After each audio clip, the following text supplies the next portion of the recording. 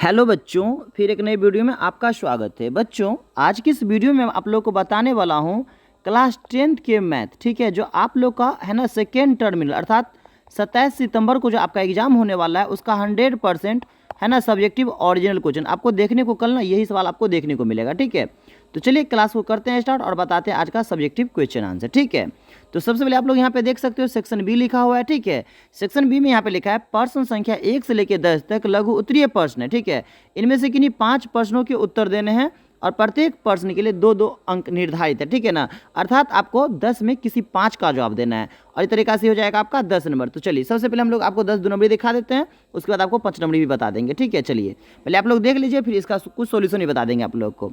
तो सबसे पहला सवाल है, कोई कोण अपने संपूरक कोण का 2 गुना है तो कोणों की अभिव्यक्त कीजिए। दूसरा सवाल आपका ये दिया है, यदि दो संख्याओं का योगफल 7 और गुणनफल 12 है तो संख्याओं को क्या करिए, ज्ञात करिए। चलिए दो को देख लिए, तीसरा सवाल देख लीजिए। आपका तीसरा सवाल यहाँ पे देख सकते हो, आपके सामने में यहाँ पे आ गया है। तो तीसरा में दिया है, यदि दो संख्याओं का योग 16 तथा उनके व्यक्त क्रमों का योग 1/3 है ना, तो संख्याएं ज्ञात करिए। ठीक है, आपका चौथा सवाल रहेगा, यदि किसी भिन्न के अंश में 2 जोड़ा जाए है ना, तो वह क्या होता है 1/2 में बदल जाता है। यदि हर में से 1 घटाया जाए तो वह भिन्न 1/3 में बदल जाता है। तो क्या करना है, आपको भिन्न ज्ञात करना है। ठीक है, चलिए पांचवा सवाल देख लीजिए। तो पांचवा सवाल आपका दिया है, यदि cos थीटा बराबर 3/5 तो cot थीटा का मान क्या होगा। ठीक है, चलिए छठा सवाल देख लीजिए। तो छठा में दिया है tan 47 डिग्री बट्टा में cot 43 डिग्री का मान ज्ञात कीजिए।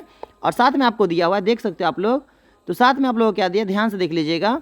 तो साथ में आप लोगों को दिया बाबू रे sin 30 डिग्री, ठीक है ना, sin 30 डिग्री है ना plus cos 45 degree plus tan 60 degree का मान ज्ञात कीजिए। ठीक है, और आप लोग 8 में देख सकते हो बिंदुओं -5,1 3,-5 और 5,2 से बने त्रिभुज का क्षेत्रफल ज्ञात कीजिए। ठीक है ना, अब 9 में आप लोग देख सकते हो, यहाँ पे 9 में क्या दिया है, यदि बिंदु इस तरीका से ना त्रिभुज का क्षेत्रफल ही ज्ञात करना है। ठीक है ना, बट के का मान निकालना है। ठीक है ना, चलिए।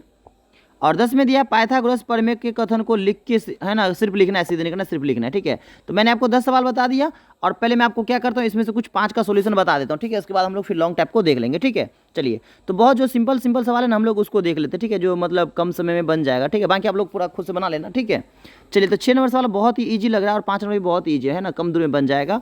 तो सबसे पहले हम लोग 5 नंबर को सॉल्व कर लेते हैं। ठीक है ना, फिलहाल तो मैं डिस्प्ले पे ही सॉल्व करता हूँ, बट आप लोग सही से एक बार देख लें। ठीक है ना, तो आप लोग यहाँ पे देख सकते हो बाबू cos थीटा का मान क्या दे रखा है 3/5। ठीक है ना, तो हम लोग cos का फॉर्मूला क्या जानते हैं बाबू, b/h जानते हैं। ठीक है ना, आपको p निकालना पड़ेगा, क्या निकालना पड़ेगा p। ठीक है ना, तो आप लोग लिख लेना पाइथागोरस प्रमेय से।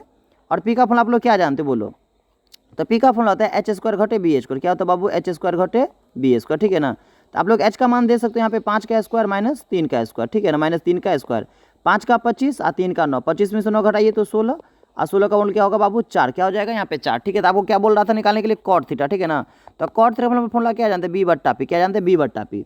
तो b का मान आपको क्या मालूम है, यहाँ पे 3 मालूम है। यहाँ पे देख सकते हो b का मान दिया है 3। ठीक, और p का मान क्या देता आप लोग यहाँ पे p का मान देख सकते हो बाबू। ठीक है ना, तो p का मान हम लोग अभी यहाँ पे क्या निकाल के लाए थे 4। ठीक है, तो आप यहाँ पे कर दीजिए 4 है ना, तो 3/4 आ जाएगा। इस तरीके से आप लोग खुद से अच्छा सोल्यूशन कर लीजिए। ठीक है, तो 5 नंबर इस तरीके से सॉल्व हो गया। आइए 6 नंबर को हम लोग देख लेते हैं। तो आप लोग 6 में देख सकते हो बाबू, 6 में क्या दे रखा है आपका tan 47 बट्टा में cot 43। ठीक है ना, तो जो सवाल दिया पहले आप उसको एक बार थोड़ा लिख दीजिए। ठीक है ना, चलिए। तो उसको क्या करेंगे, थोड़ा सा उसको लिख देंगे इस तरीका से tan 47 डिग्री अब बट्टा में क्या लिख देंगे cot 43 डिग्री। ठीक है ना, इसमें से क्या करना है, एगो को तोड़ना है, एगो को छोड़ना है। तो आप लिख लीजिए यहाँ पे 10 और 90 में से आपको 47 घटा देना। ठीक है बाबू, 10 90 में से 47 घटा के देखोगे ना तो आपका 43 हो जाएगा। ठीक है ना, और नीचे में जो चीज़ें दिया है ना आप उसको ऐसे लिख दो। यहाँ पे cot था, सॉरी यहाँ पे cot लिख दीजिए, cot 43। ठीक है ना, अब 10 है तो किसमें बदल जाएगा, ये cot 43 में, और नीचे में cot 43 बेचारा एनते रहेगा। ठीक है ना, cot 43 ऐसे ही रहेगा। तो आप देख सकते हो cot 43 से cot 43 कट जाएगा 1 और, तो इसका आंसर क्या हो जाएगा 1। ठीक है ना, तो इस तरीके से मैंने आपको 2 सॉल्व कर दिया। चलिए 3 और सॉल्व कर देते। ठीक है ना, चलिए। तो इस तरीके से हम 1-2 सवाल को और सॉल्व कर लेते हैं। ठीक है ना, चलिए 2 को सॉल्व कर दिए। सबसे पहले पाइथागोरस देख लीजिए, नहीं तो एक लाइन में लिखा जाएगा। ठीक है ना, 10 में क्या कहता है, पाइथागोरस प्रमेय के कथन को लिखिए। ठीक है ना, चलिए। तो पाइथागोरस प्रमेय हम लोग क्या जानते हैं, इसको एक फोटो देख लीजिए फिर आपको समझ में आ जाएगा। ठीक है ना, तो देख लीजिए, मान लीजिए ये ए है, ये बी है और मान लीजिए ये सी है। ठीक है ना, तो हम लोग क्या जानते हैं, इसमें जो कर्ण होता है, ये जो कर्ण होता है, ठीक है ना, कर्ण का वर्ग, ठीक है, अन्य 2 भुजाओं के वर्गों के योग के बराबर होता है। मतलब क्या, मतलब लंब प्लस है ना आधार है ना, मतलब लंब का स्क्वायर प्लस आधार के स्क्वायर के बराबर होता है। तो पाइथागोरस प्रमेय में आपको लिखना पड़ेगा इस तरीका से। ठीक है ना, इस तरीका से आपको लिखना पड़ेगा बाबू, एक समकोण त्रिभुज में, ठीक है बाबू, क्या लिखना पड़ेगा, एक समकोण त्रिभुज में, ठीक है ना, एक समकोण त्रिभुज में, ठीक है, कर्ण का वर्ग, क्या लिखेंगे, कर्ण का वर्ग, ठीक है ना, अन्य दो भुजाओं, ठीक है ना, क्या लिखना पड़ेगा आगे आपको, अन्य, मैं थोड़ा आप साइड में लिख देता हूँ, अन्य दो भुजाओं, ठीक है ना, अन्य दो भुजाओं, ठीक है ना, अन्य दो भुजाओं, अन्य दो भुजाओं के वर्गों, ठीक है ना, अन्य दो भुजाओं के वर्गों के योग के बराबर होता है, योग के बराबर होता है, यही बात लिखना, बराबर होता है, क्या होता है, बराबर होता है, इसी को हम लोग क्या बोलते हैं, समकोण त्रिभुज। शॉर्ट में समझ लीजिए, हम लोग इसको ऐसे भी बोल सकते हैं, AC² बराबर AB² प्लस BC²। मैं इसको एक बार और बोल के सुना देता हूँ, बट आप लोग समझ लीजिए, है ना, याद मत कीजिएगा, है ना। इसमें लिखना था एक समकोण त्रिभुज में, ठीक है, कर्ण का वर्ग, कर्ण का वर्ग, कर्ण का वर्ग, ठीक है बाबू, कर्ण का वर्ग, ठीक है ना, अन्य दो भुजाओं, ठीक है ना, अन्य दो भुजाओं के वर्गों के योग के बराबर होता है, वर्गों के योग के बराबर होता है, अर्थात AC² बराबर AB² प्लस BC²। तो मैंने 3 को सॉल्व कर दिया, 2 को और आपको सॉल्व करके बता देता हूँ, ठीक है, शॉर्टकट में। चलिए, तो आप लोग यहाँ पे देख सकते हो, ये भी सॉल्व तो बहुत सिंपल ही है, आप लोग खुद से भी सॉल्व कर सकते हो। देखो दूसरा में कह रहा है, यदि दो संख्याओं का योगफल 7 है और गुणनफल 12 है तो वह संख्या ज्ञात कीजिए, ठीक है ना। तो माना कि सबसे पहले दो संख्या A और B है, ठीक है ना, माना कि दो संख्या मान लीजिए A और B है, तो दो संख्याओं का योगफल कितना है, 7 है, ठीक है ना। तो A प्लस B और कितना हो जाएगा, 7। अगर मान लीजिए मैं A का मान 4 मान लेता हूँ, B का मान 3, तो 4 दिन कितना हो जाएगा, 7, और 4 को 3 को गुना करेगा तो कितना हो जाएगा, 12, ठीक है ना। तो मान सकते हो कि पहली संख्या 4 हो जाएगा, दूसरी संख्या क्या हो जाएगा, 3 हो जाएगा, ठीक है ना। इस तरीके से आप लोग इसको सॉल्व खुद से भी करके समझ सकते हो। देखते हो ना, 4 में 3 जोड़ोगे तो 7 हो जाएगा योगफल, और गुना करोगे तो आप कितना हो जाएगा, 12। तो ये तो कहता था, ठीक है, इस तरीके से आप लोग सॉल्व कर लेना। चलिए भिन्न अंश वाला भी देख लीजिए, ये सवाल कभी कभी 5 नंबर में भी आ जाता है, ठीक है, इसलिए बहुत इंपॉर्टेंट, इसको देख लीजिए। इस सवाल को आप लोग को ऐसे बनाना था बाबू, ठीक है ना, यदि किसी भिन्न के अंश में 2 जोड़ा जाता है तो वह 1/2 में बदल जाता है, ठीक है ना। तो सबसे पहले आपको क्या करना होगा, पहले तो हम लोग सवाल नंबर लिख देते 4, अब इसमें लिखना पड़ेगा माना कि भिन्न बराबर, ठीक है ना, माना कि भिन्न बराबर अंश बट्टा हर, माना कि भिन्न बराबर बाबू अंश बट्टा हर, मतलब x/y है, क्या बाबू, x/ मान लो आगे y है, पर्सन से लिखना पड़ेगा। तो भिन्न का मतलब क्या होता है, x/y। अब यहाँ पे क्या करते हैं, भिन्न में, है ना, अंश में 2 जोड़ देने के लिए, तो 2 जोड़ दीजिए तो कितना बदल जाएगा वो, 1/2 में, कितना बदल जाता है, यहाँ पे लिखा था 1/2, देख सकते हैं आप लोग, 1/2 में क्या कर जाता है बाबू, बदल जाता है। तो क्रॉस मल्टीपल गुना कर देते हैं, यहाँ पे क्या करते हैं, क्रॉस मल्टीपल गुना, ठीक है ना। 2 को x से करेंगे 2x, 2 दूनी 4, और y 1 y, ठीक है, समीकरण 1 मान लीजिए, ठीक है ना।